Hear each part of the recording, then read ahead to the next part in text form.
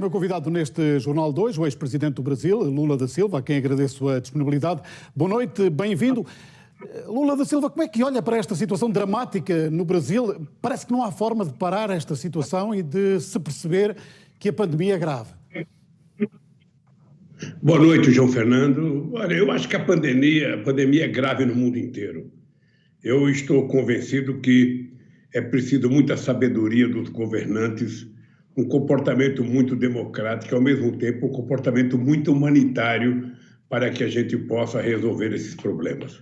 Eu tenho acompanhado o noticiário do mundo e tenho percebido e queria felicitar o presidente Marcelo Rebelo e o primeiro-ministro Antônio Costa, porque Portugal tem sido um país exemplar no enfrentamento do coronavírus. E eu acho que está provado que o isolamento, sabe, depois de um convencimento da sociedade, é a melhor forma da gente enfrentar esse inimigo invisível que ainda não tem arma para combatê-lo, a não ser que nós nos escondamos dele. Então, eu quero dizer para você que é muita competência do governo, é muita harmonia entre os poderes, é muita harmonia entre governantes do governo federal, governadores, prefeitos, para que a gente possa enfrentar essa crise. No Brasil isso não está a acontecer. Os governadores têm uma visão da pandemia, o governo central e o presidente têm outra. Como é que se consegue afinar tudo isto e ter uma resposta para evitar que o Brasil seja o próximo ponto mais complicado à escala global desta pandemia? Olha, o Brasil tem um presidente, João Fernando, que no primeiro momento não acreditava no coronavírus. Ele preferia acreditar nas palavras do presidente Trump.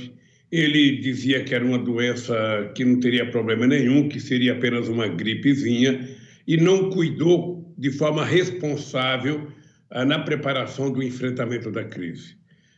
Ele hoje transformou os 27 governadores de estado em inimigos dele, transformou a Câmara dos Deputados e o Senado em inimigo deles, transformou todos aqueles que não concordam com a grosseria com que ele trata essa doença em inimigo deles.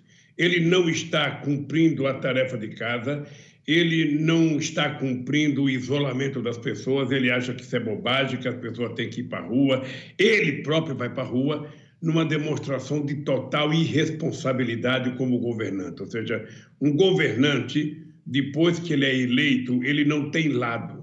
Depois que ele é eleito, ele governa para todas as pessoas. E nesse momento de crise, o presidente brasileiro deveria estar preocupado com a vida do povo brasileiro. Primeiro cuidamos da vida, depois nós cuidamos da economia. Ele, na verdade, não cuida da economia, não cuida da vida e cuida apenas da sua irresponsabilidade, pensando nas eleições de 2022. Eu realmente acho que o Brasil não merecia, sabe, sofrer o que está acontecendo agora.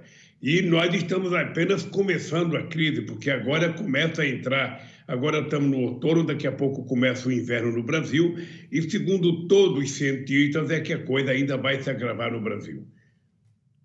Olhemos para o que pode acontecer amanhã, embora estejamos no tempo da ciência, da tecnologia e não se consiga sequer adivinhar esse amanhã. A humanidade está de novo numa encruzilhada, mas temos a nossa democracia, que é um valor que pensamos que está adquirido, e temos um modelo económico que poderá não se voltar a aplicar. Não seria o tempo de pensarmos em ter uma economia mais voltada para os valores verdes e termos uma relação mais amistosa com este nosso planeta Terra? Eu estou convencido, João Fernando, que o mundo deverá ser rediscutido a partir do coronavírus.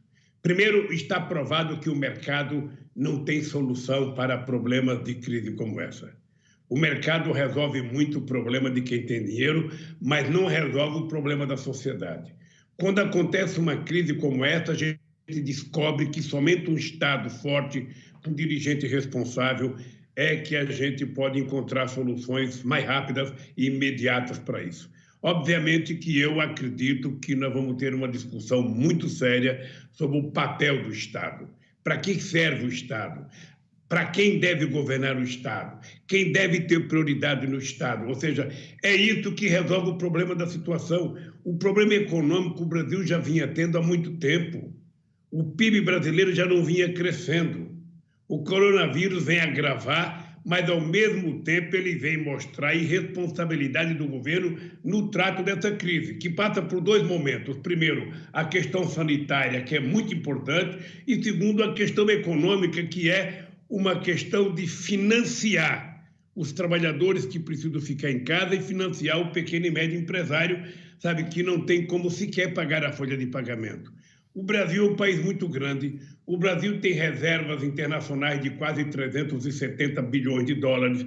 O Brasil poderia estar produzindo dinheiro novo, alargar a nossa base monetária para que a gente pudesse enfrentar de vez o problema dessa crise. E, ao mesmo tempo, sabe, construir os instrumentos, sabe, necessários para proteger o povo brasileiro. Aqui no Brasil, lamentavelmente... Mas este Lula da Silva não é um problema do Brasil, nem é um problema que o Brasil consiga resolver sozinho, nem Portugal, nem Europa.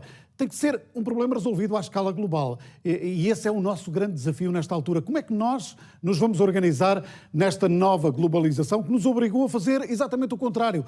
A fechar as fronteiras, a parar as ligações aéreas, a não contactar com o povo que está ali do outro lado da fronteira, que também foi fechada.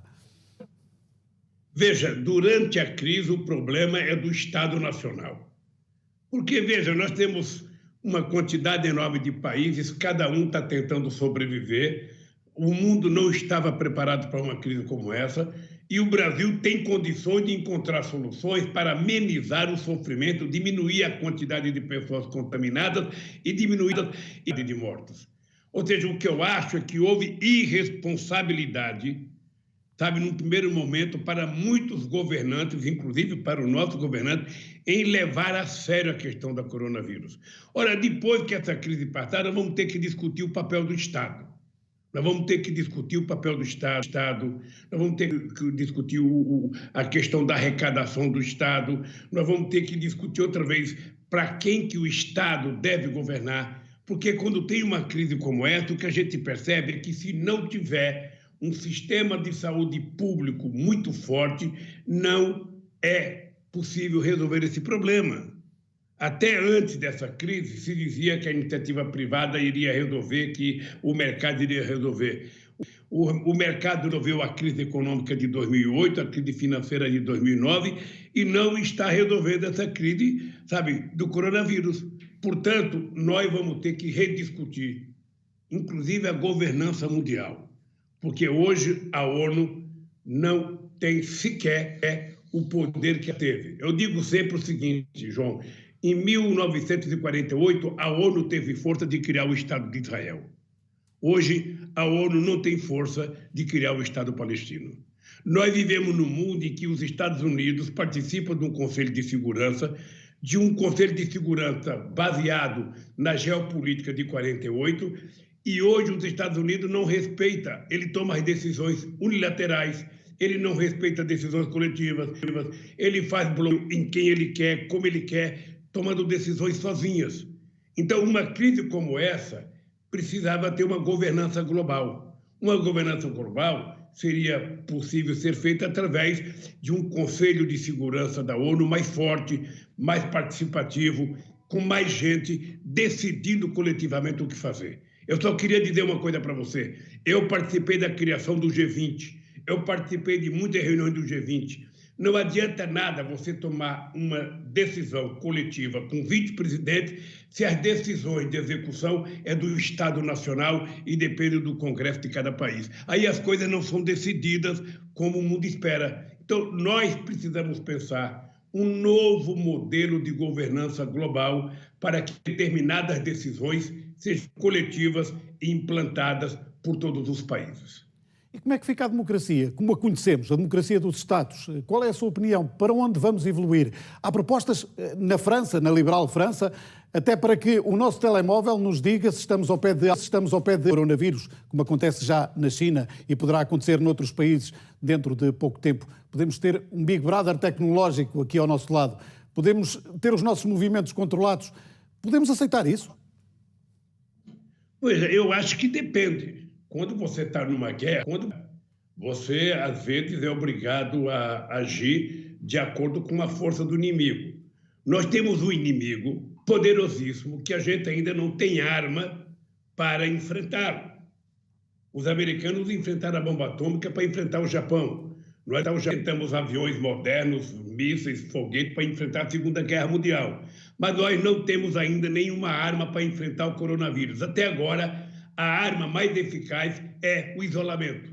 É confinar as pessoas em casa. Lamentavelmente, isso. E, obviamente, que é importante a gente confinar por convencimento. É importante que a gente diga o seguinte: os empresários que estão em vários lugares do mundo pedindo para que o povo volte a trabalhar, precisa perguntar se esse empresário está disposto a assinar um contrato dizendo que ele vai garantir que o trabalhador que for trabalhar na fábrica dele não vai pegar coronavírus, se a fábrica dele vai ser higienizada, se esse trabalhador vai ter transporte higienizado, se esse trabalhador vai ter todos os apetrechos necessários para evitar pegar coronavírus. Senão, teria irresponsabilidade. A melhor forma das pessoas trabalharem é as pessoas estarem vivas.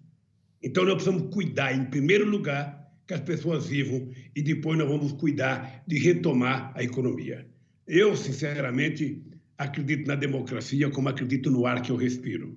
A democracia, efetivamente, ela tem que garantir a todos nós o direito de ir e vir, mas a democracia ela só será exercitada plenamente se os seres humanos estiverem vivos para executar. Por isso eu comecei parabenizando o presidente de Portugal, Marcelo Rebelo, e comecei parabenizando o Antônio Costa pelo sucesso que eles obtiveram até agora no enfrentamento do coronavírus.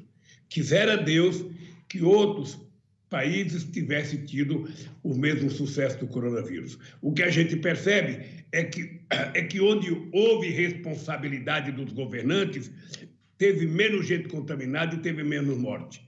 Aonde teve menos responsabilidade, houve mais gente contaminada e houve mais morte. Essa é a lição que serve para Portugal, para o Brasil, para a Rússia, para a China. Ou seja, e a China, na verdade, deu um exemplo extraordinário. Foi lá que surgiu. Lá eles controlaram a primeira cidade com quase 11 milhões de pessoas e conseguiram ter um número de mortes bem reduzido se comparado ao número de mortes da Espanha, da Itália, dos Estados Unidos. Autoridade e compromisso moral e político dos governantes. É isso que vai ajudar a resolver o coronavírus. Lula da Silva, foi um prazer tê-lo aqui neste Jornal de hoje. Agradeço de novo a sua disponibilidade para conversar connosco a partir de sua casa, onde está confinado à espera que o coronavírus passe no Brasil, um dos países do mundo nesta altura a ser mais afetado pela pandemia.